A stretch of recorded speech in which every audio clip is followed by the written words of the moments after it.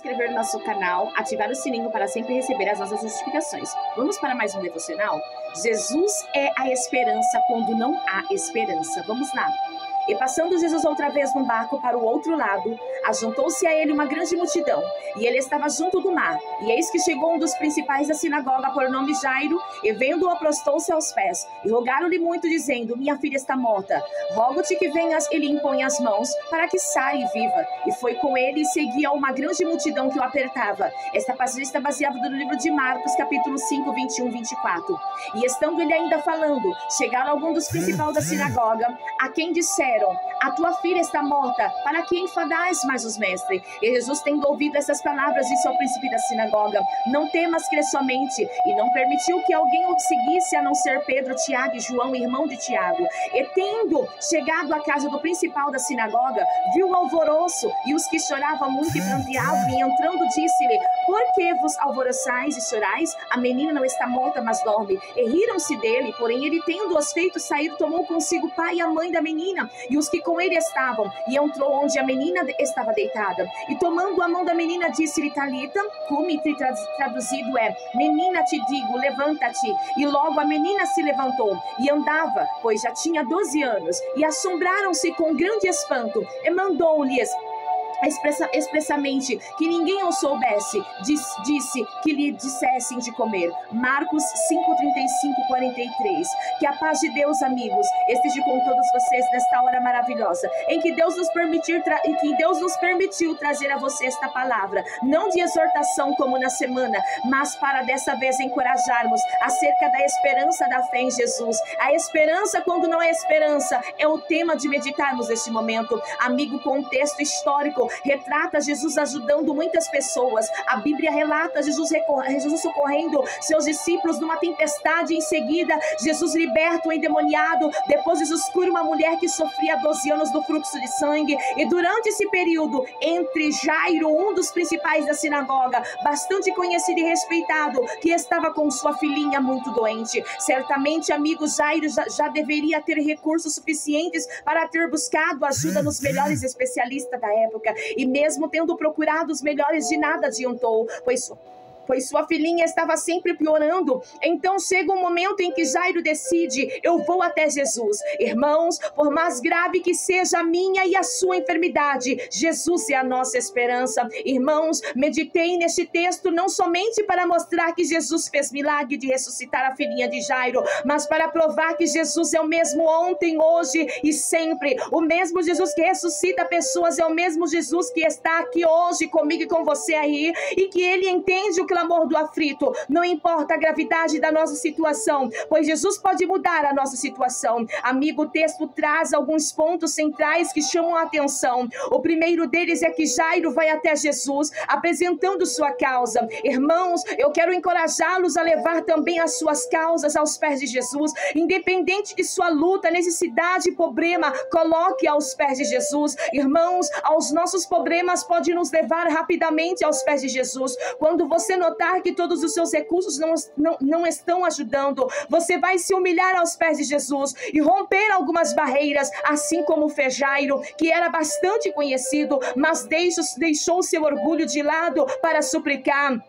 Amigos, não deixem de se humilhar a Jesus por causa do orgulho. Não se prive das maiores bênçãos da vida por causa do orgulho, da soberba e do nariz empinado. Ei, aí eu faço uma pergunta: o que te impede de ir até Jesus? É a sua família? É o seu trabalho? São os seus amigos? Quantas pessoas deixam de ir até Jesus por causa de críticas? Enquanto houver qualquer preocupação com opiniões das pessoas, que por você se privará das bênçãos de Deus. Nós devemos, amigo, estarmos repletos de fé ao nosso prostarmos aos seus pés.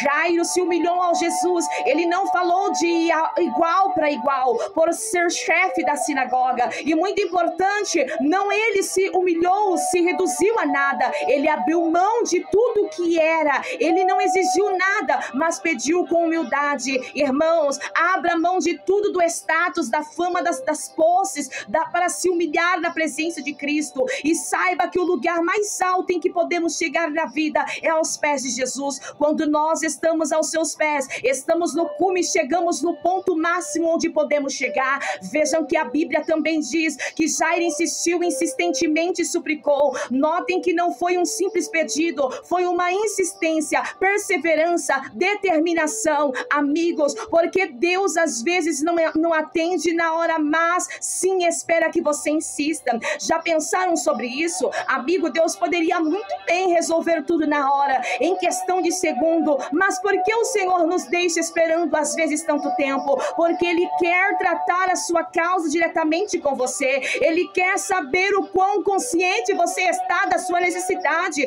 ou quão determinado você está, busca seus desejos, ou quão desesperadamente você quer uma ação, uma intervenção dele. Amigos, assim como Jairo insistiu, perseverou e não desistiu, dela e o encorajou, vocês a também não desistir de suas causas. Todos nós temos algumas causas urgentes e não devemos estarmos dispostos a abandoná-los. Devemos insistir, clamar e orar. Outro ponto que notamos é que Jairo clamou com fé, e ele não disse: Jesus, vamos ali, se o Senhor colocar as mãos nela, talvez ela dê uma melhorada. Não, ele disse, ela melhorará. Não devemos ter espaços para duvidar. Devemos crer que Jesus pode fazer a ação, se assim for da vontade dele. Outro ponto importante é que Jesus foi com ele levando esperança. Irmãos, quando Jesus vai conosco, temos a certeza que ele se importa com a gente.